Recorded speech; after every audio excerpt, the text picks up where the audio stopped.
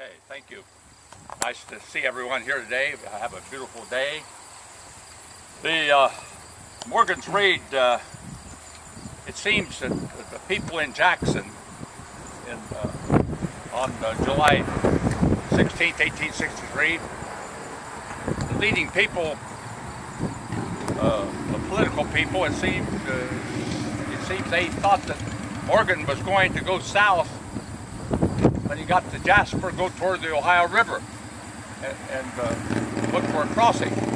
And they didn't expect him to come to Jackson. So there was a large political rally and barbecue out at Cove, which is a small community just west of Jackson, about probably 4 miles west of Jackson. If you go down 32, it's about where you get County Road 22, I believe it is, and the Cove Road there. And in that area they had a big barbecue. But scouts had gone out from Jackson and they discovered that Morgan appeared like he was coming on into Jackson. So the provost marshal, who was the local defense man in Jackson, he had a group of the local men lined up in front of the Cambrian, which was it was called the Isham House. It was the original Isham House on that site. It was called the Isham House, and it was taken down in 1900 to build the Cambrian. But here we have a picture here on my book here. The Isham House is on the site of where the Cambrian is there in Jackson. It's now the Cambrian Apartments. And they were trying to decide how they were going to set up a defense, where they were going to go out west and fell trees across the road to slow them down, coming in from Beaver on the Piketon Road. And at that time, the road came in on West Main Street. If you go into Jackson, you go out West Main Street, you can go all the way to the end, and that area there they call it Diamond. It's called Diamond. Diamond Furnace was out there, and probably gets its name from, I think, coal, black coal they refer to as black diamond sometimes. Probably that's how it got its name. But anyway, there was a school there at one time. But anyway, you can see where the road came in. If you go out 0124, the current 0124, just outside of town, you can see the Wriggle farm there, and there's a large house, and it faces toward what was the railroad. Of course, the railroad wasn't there at that time, but that's where the road came into Jackson. Instead of coming on State Street as it does now, it came in on West Main Street. So as they were trying to decide what to do there in front of the Isham House,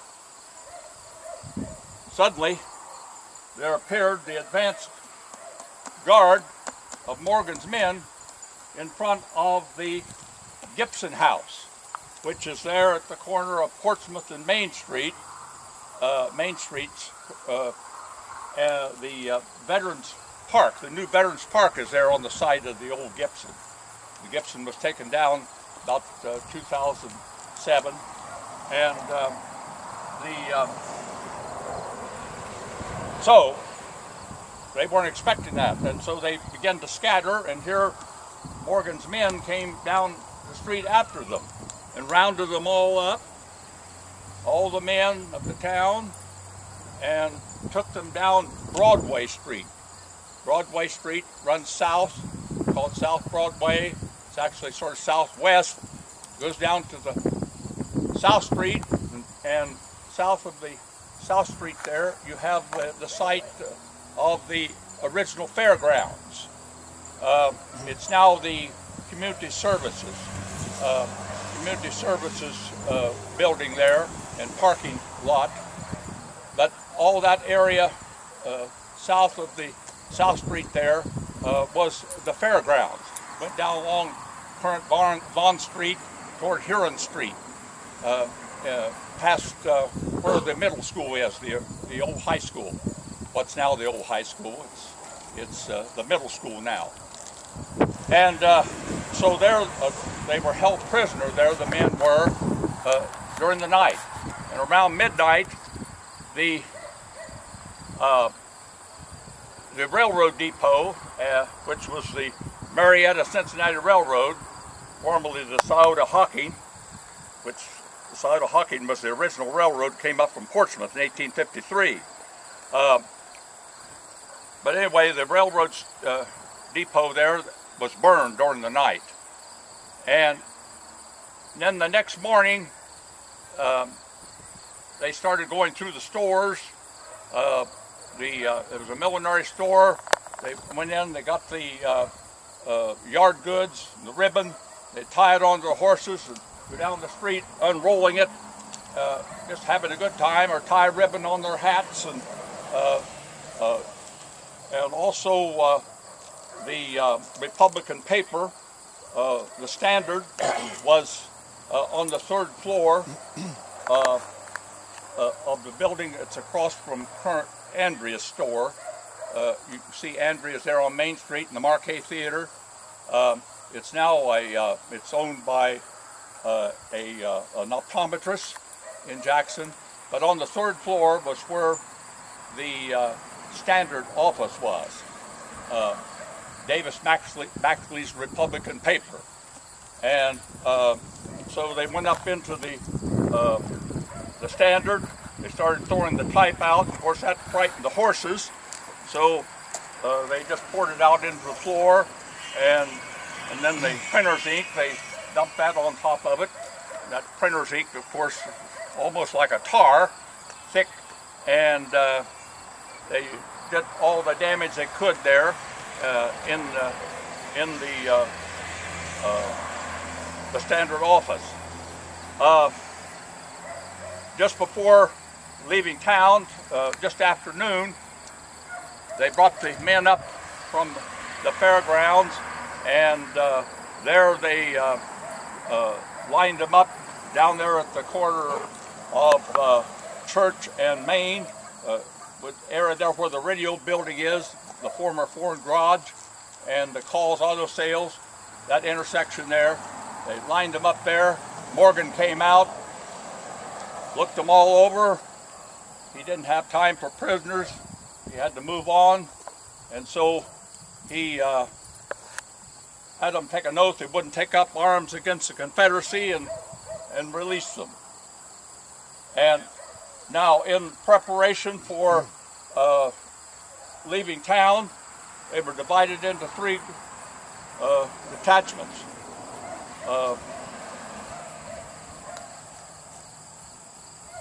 The first was to come out the Berlin Road, which is down there, it's now 788, they call it, Athens Street, went out past the current DT, where the old DT&I was. And that's this road right here coming up. Morgan and his brother-in-law Basil Duke, they came out that way. And then Adam Stovepipe Johnson, Colonel Adam Johnson, he went out the Gallipolis Road, which ran south, what's now 93, going down to the Mark Carman's used car lot. That's called Standpipe Road there. That was a part of the Gallipolis. It went across to Winchester.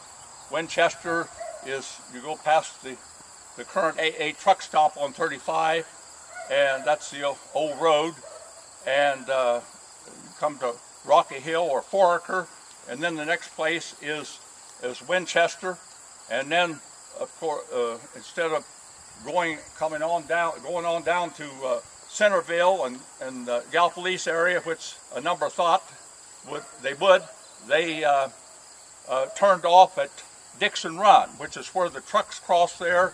You remember, if you'd driven down toward Gallipolis, you saw where the coal trucks would cross the road there, and also hauling limestone across to the stone quarry.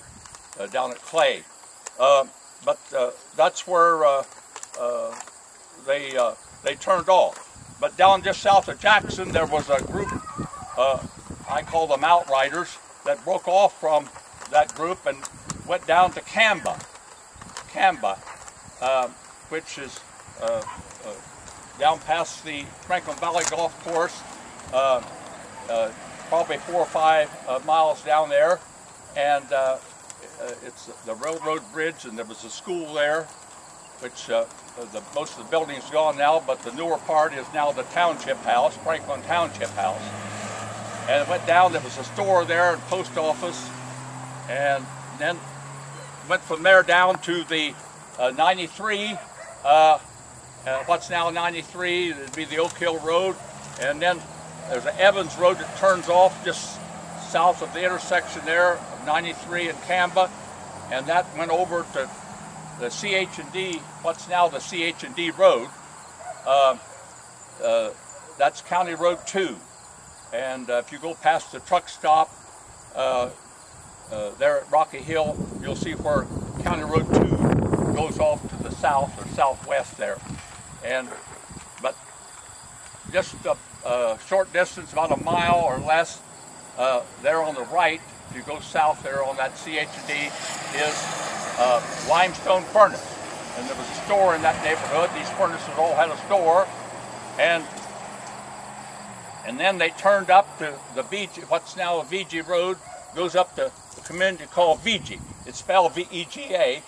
People say Vega, but local people say, it's VG. You go by what the local pronunciation is. It's like Monticello down at Thomas Jefferson's home, but if you go up to Roscoe Village, that canal boat is Monticello. So you go by the local pronunciation. And then just outside of, they were headed down toward Keystone from there, and just outside of VG they had a engagement known as the Battle of VG. And from there they went on down to Keystone Furnace. And you can still see the old furnace there. Of course, the store and everything is gone. But and then there was a third attachment out of Jackson that went out what's now the Keystone Furnace Road. But at that time, the Keystone Furnace Road came into Jackson on what is East Broadway, and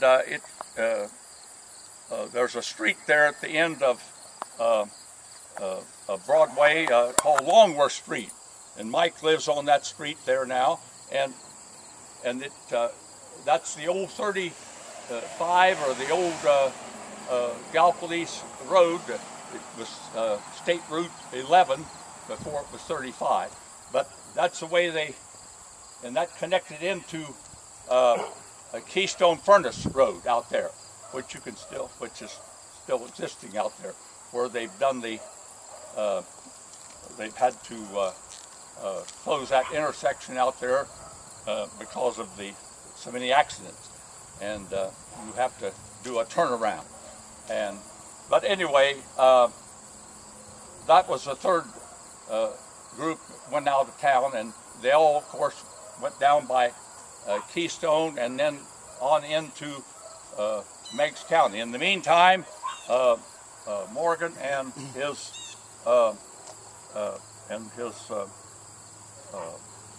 brother-in-law Basil Duke, they were coming this way and came up the Berlin Road here, and the road at that time went off once out the Keenan Road, turns off down here and comes up around the hill over here and comes out down here now on the this old 124, and when they got on, this is the hill over here, Keenan Hill. That's where they fired off into Berlin here. All right, that's.